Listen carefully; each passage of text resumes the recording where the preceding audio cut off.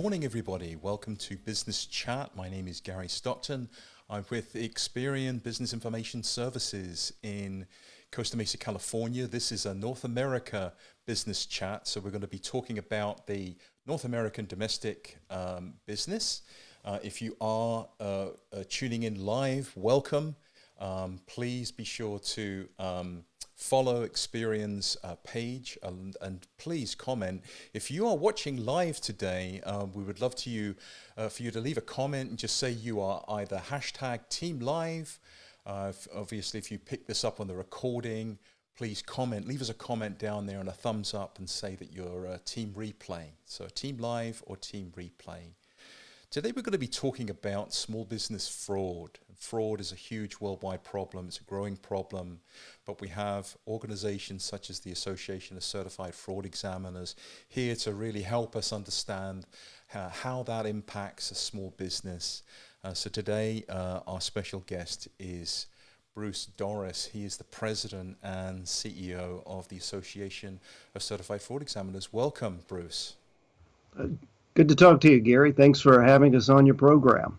You're very welcome. And we've worked with ACFE on a couple of occasions now, and always very impressed with the thought leadership that your company is putting out on the subject of fraud. So a few of the things that we've seen would be the report to nations. You've obviously got a very active conference schedule there. But if you could tell us a little bit about, tell the audience a little bit about ACFE, how you got started and what your charter is. Sure. The ACFE has been around since 1988. So we have over 30 years of that thought leadership that you mentioned and anti-fraud education and awareness. We have over 85,000 members around the world, about 60% here in the United States, 40% outside. But they've dedicated their professions to ferreting out fraud within their organizations, not just from a reactive investigation point of view, but also from the prevention side as well and the deterrence. And what we have done at the ACFE is since the beginning, but in particular since the mid-90s, which you mentioned too with that report to the nations, is looking at what these fraud examiners are doing on a daily basis, the challenges that they're facing, so that we can give that information, that report, to other like-minded fraud examiners. And we use that also through benchmarking reports as well, so that you can know how well you're doing, what the challenges are that are still out there, and what's to come, because fraud is not static. Fraud continues to be a pervasive problem. Even as we uncover and we try to prevent and deter more, there are still fraudsters out there. As my father would say, I'm going to have a job for a very long time because of that. And so we have daily challenges. And as technology grows, as these fraudsters have now new abilities to commit fraud, that's what our association does. We allow these 85,000 plus members to come together. And so we have this one organization that does research them, that provides training, as you mentioned, in terms of conferences, so that we can share those best practices with each other. Excellent, excellent. So what are some of the top unsolved fraud challenges that are still out there? What are we still dealing with in terms of unsolved? Well, I think that, especially in small business, and you can extrapolate that into larger publicly traded organization as well, is that need for controls.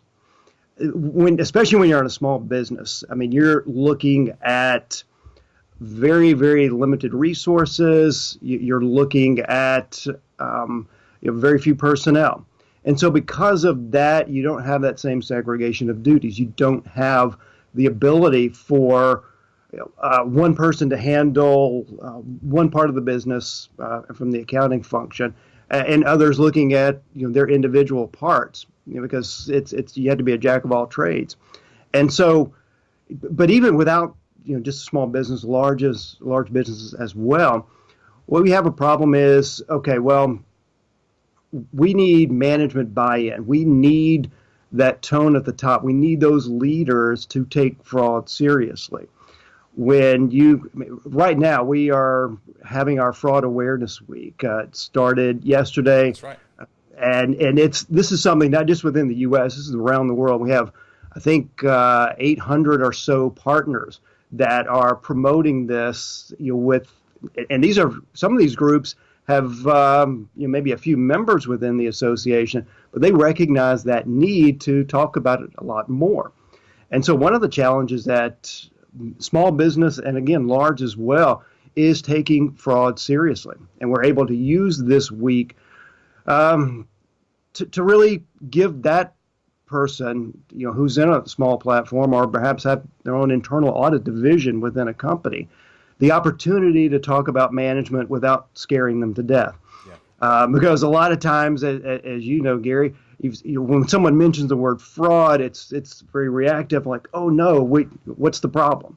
Yeah. This is more of that proactive approach. I mean, we're looking at what we would spend in terms of having these control measures in place, because when you look at that in terms of, say a 8%, 10% profit margin, I mean, when you're losing that amount due to fraud, you're going to have to gain that much more back on the revenue side to make up for that. Mm-hmm.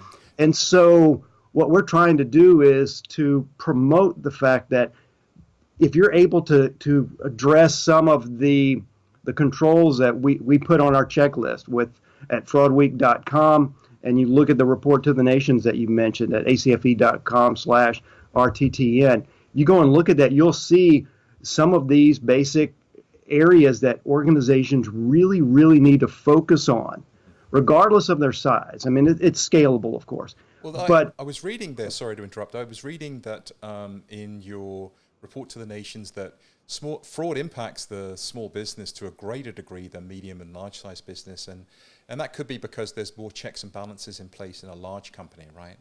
Absolutely. Yeah.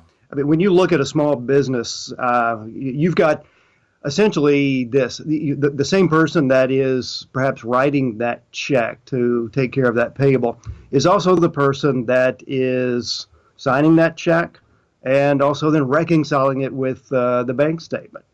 That's a huge problem when you're talking about segregation of duties that you would have in a larger organization. But when you've got 10, 15 people, it's a little bit more challenging. So that's one of the issues that small business have, and that's the reason, as you mentioned, it's more pervasive with them, especially when you start looking at it at just the amount of revenue that a smaller organization would have. They just can't absorb that. So what are some of the red flags? If I'm a small business owner, I'm head of accounting in a small business, what are the red flags that I really need to be looking out for to spot fraud? You're going to be more in tune with this, or you should be. When you've got your accountant, I mean, you're not going to have the formal controller, or maybe you do have that title, but you have someone that's handling so many different things. You should know what you're paying that individual, but all of a sudden they show up in a six-figure sports car. That's a red flag. We may want to start looking at how they got to that. There may be a perfectly good reason. And when we look at red flags, we don't look at them in a silo. Same thing with deception and nonverbal behaviors. Simply because I sit here with my arms closed and rather crossed in a closed position doesn't mean I'm being defensive necessarily. Could be that I'm cold. But so we have to look at those things individually. But if I'm a small business and we're fairly lean, then I want to hey, wait, when you look at some of the red flags at Wheeler Dealer, living beyond their means, that's some of the top red flags that the CFEs, over 2,500 who were part of that report to the nations, report. And this is small business as well as large. So these are takeaways for a lot of different organizations to start looking for this and to really have that tone at the top. I mean, when you've got the ability to just do a little bit of extra, it doesn't really require a whole lot of funding to pay attention and just being aware of what's going on within that organization. Mm-hmm. So living beyond means, I mean, that's topping out as probably one of the leading indicators. And then financial difficulties, that's an interesting one. So that's someone that's maybe not able to make car payments and then getting desperate and taking desperate measures, right? Yeah, and a lot of times, that's if there's any type of judgments or anything related to credit seizures, Hmm. and so some of that may be coming in, a garnishment of wages may be coming in, and so making sure those are aware of that. Oh, they didn't put it in, or rather, they put it into their processing system, but they don't realize of what's going on, within that organization or in that parking lot or some luxury trip that they just took. So these are things that need to be aware of. It may not be as pervasive of that, but if we're aware and we're paying attention to those things, then if it does come up, or even something on a smaller scale, we're able to pay attention and really be in tune with our organization Yes. and our staff and our employees. And it shows that we've got a vested interest in them, not just to look for those things, but really actually caring Yes. and paying attention. So for the audience that are watching, if you are working in accounting, or if you're working as head of finance and you work on fraud, let us know. If we would be very interested in hearing if you've discovered fraud, if you've stamped out fraud, if you've eliminated fraud or reducing fraud in your business. Drop us a comment. Also, if you have comments here, we may not be able to get to all of the questions. We can see there's several hundred people logged in worldwide here, but we will most definitely be responding back in the comments. So please drop those questions for us. So, okay, so we've touched on some of the red flags, the behavioral signs, and then I'm going to put up this next graphic in terms of perpetrator's position. That's also interesting insight there, and this is from your report to the nations, right? Yes. So are you referring to the like the position of someone in more fraud? I mean, or rather that the higher the fraud amount within that, Gary? Is that Yeah, what you're? well, the one Okay. that really struck me as interesting is it was owner executive, usually close Yeah. association with a vendor or customer, so collusion, things of that nature. I thought that was surprising. Um, Absolutely. When you start looking at your employee that's only been there a couple of years, and whether this is in a smaller to medium business or a large one, I mean, it's still the same type of issue. They've yet to develop that trust and yet to develop that leadership within their position.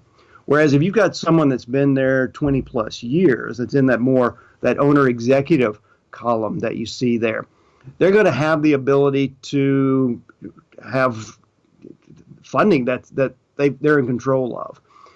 That they have the ability to go in and override some of the controls that would be in place for someone that's only been there a couple of years.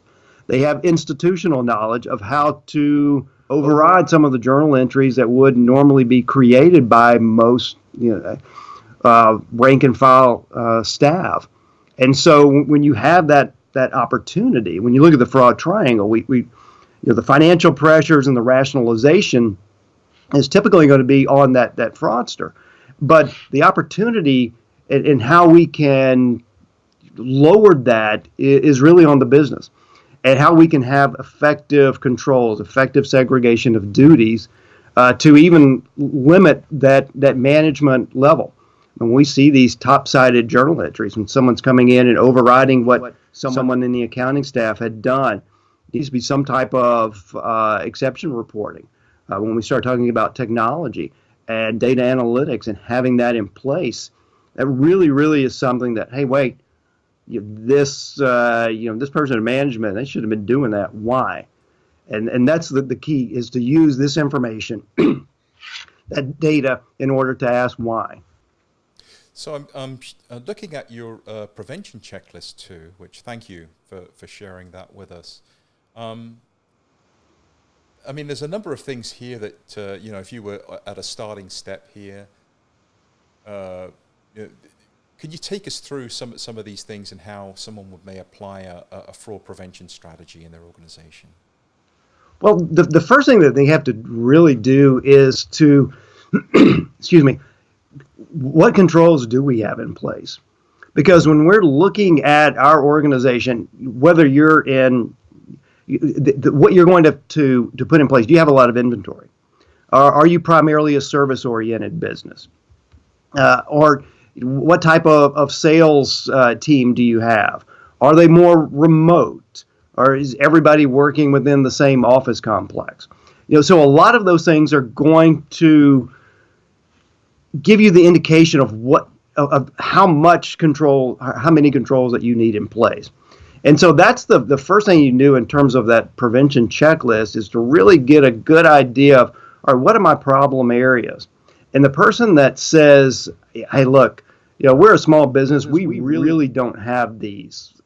No, they're on their small frauds, so they're just frauds that haven't quite reached their maturity yet. And we have to be aware of that. And so, yeah, I've seen this by example. We had a CFV that would have, they had done a local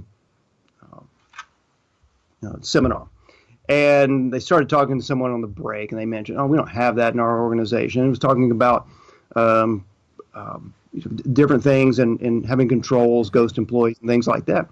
And what happened, Gary, that CFV got a call about 2 or 3 weeks late. 2 or 3 days later. Say, I went back and looked, and guess what? My controller of 12 years had set up a ghost employee, fired her, reported it to the local police.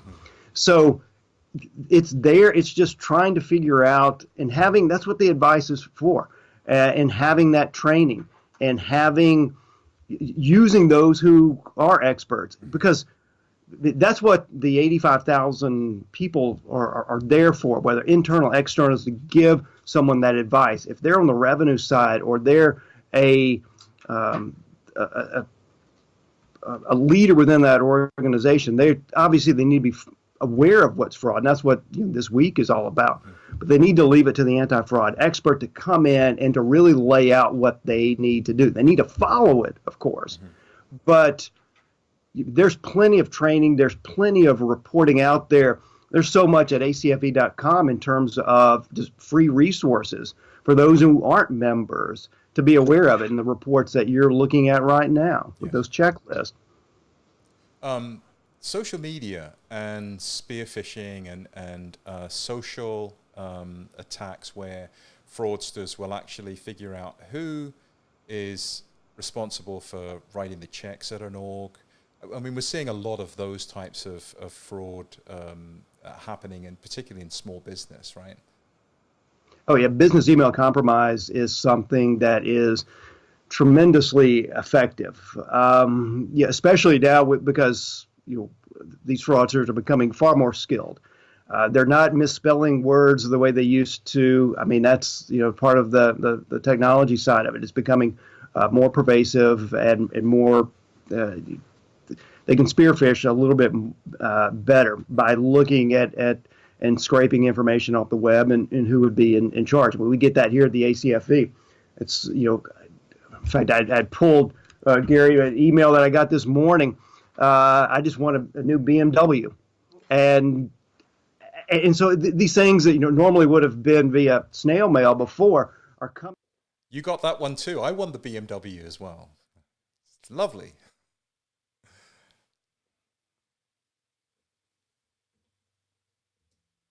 Account information and pay a certain fee.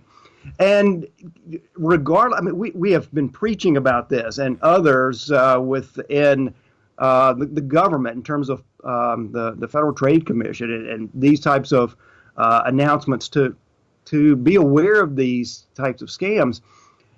People still fall for them. And as I was mentioning with business email compromise, knowing that my name is on it within the ACFE, and they said it's coming from me, they're able to scrape my information and then find someone within the accounting department, like, hey, I need you to pay this ASAP. And if that person didn't know that my language and hadn't been trained, at least internally here, it goes to other organizations as well. I'm like, okay, well, I guess I need to do this quickly, or I need to scan in all those gift cards and send it to this person, to send it to what they thought was me. And so, that's really, really impactful. That's not just on a small business. That's still pervasive within large businesses as well, Gary. And it's a big problem. Yeah. Technology is being thrown at the fraud problem too, on big scale. I mean, at Experian, we've got a large presence there in the fighting fraud space, digitally, synthetic ID, things of that nature. Yeah. What are some of the tech trends that you're seeing for 2020 and beyond? And I think we've got some slides here to speak to as well on that. Yeah, I think, we have, with multi-factor authentication, really taken some really strong steps. I mean, as we were mentioning with the business email compromise, still an issue. But I think going forward, one of the training sessions that we have at the ACFV, or we work with a number of organizations, is data analytics. And if you go back to, and I'm trying to think, I'd say about 2010, we would have maybe our one or two breakout session conference on data analytics. So you go back 10 years ago. Now we have entire tracks and workshops in this, because that, in terms of proactive data analytics and those types of controls that an organization has, that's where they're getting the biggest bang for their buck. And by having that type of investment, we're able to see, and if you look at the report to the nations going back several years, and how long it takes for an organization to recognize fraud and to do something about it, it's on average around 18 months, or at least it was with a study a few years ago. And then it's reduced down for the 2018 study to 16 months. And we'll release that data at acfe.com/RTTN in about 3 or 4 months. Oh, good. And I'm anxious to see what that number is, and if we're able to show some reduction in that, Gary. Is it going to go down even further? And a lot of that is going to stem from that information in that same report, where organizations are saying proactive data analytics and that monitoring are what making the difference. Yeah. We're able to get in on top of these things a lot faster. I mean, it's interesting because with the corporate alliance program that we have at the ACFV, have a lot of organizations that really are able to talk to one another in a real-time area. And so I remember one time found some information, and they were able to let another organization know about it based off the investigation that they had held. And so that helped prevent fraud on another team. So using the analytics that we have, using just the gumshoe type of investigative techniques, though, are still appropriate, and we're able to share that information. That's what the ACFE is all about, is to fight fraud together globally. Yeah. And to get that information out there. And that's what these reports are there, these benchmarking reports with the technology that you were talking about. Data analytics, of course, being one. And I think we're going to see in the next couple of years, in terms of AI and other types of machine learning, and how we get a little bit better and a little bit stronger in terms of really predicting where these frauds are going to go, where they're coming from, what they're going to be looking for from those outside. I mean, a lot of stuff's internal that we've talked about before, but when we look at it from an external fraud standpoint in cybersecurity, in terms of AI and ML with machine learning, that's going to be something that we really have to be aware of, and that you're going to see a lot more resources toward that. That report that you were mentioning earlier with our technology benchmarking report, I was just doing a webinar with this yesterday. I mean, you're seeing a lot more investment. One of the things that we talked about at the very beginning was that management buy-in and showing of what we can do to prevent this from happening if we're able to get that investment. So it says that 55% of organizations, and is that member organizations, or is that who you have surveyed? But 55%, which is significant, expect to increase their budgets for anti-fraud over the next 2 years. Yeah, that's internal. I mean, those are the people who responded to that report are all fraud examination teams within the organizations that they serve. There may be some external in there, but most of that are internal teams. Mm-hmm. So, audience, if you're fighting fraud, if you're on the front lines fighting fraud, are you seeing the same in the comments? Just let us know. Are you seeing an increased spend? I think there's not really an alternative, is there, Bruce? I mean, No. and particularly if you're a small business, I would say if it's an average, $120,000 loss for a small business, that's significant, and particularly if you're just trying to keep the business going, that could be potentially end of company in some cases, right? Yeah, and I've seen it happen. I was a prosecutor in my former life before here in white collar crime, and watching it just decimate, especially a small to medium business. When one person, again, without that segregation of duties, is able to go in and take for years, and it's hard to come back. I mean, when you mentioned, $150,000 U.S. loss, I mean, that takes a lot of money to make that back up. When you get into a larger organization, you're not just looking at the actual loss, but you're looking at shareholder value. You're looking at fines from regulators. So there's a lot more to that cost than just the actual loss itself. Reputational risk, and the value associated with that. I mean, this organization just lost $1 million. Why do I want to do business with them? I want them because they're not protecting themselves.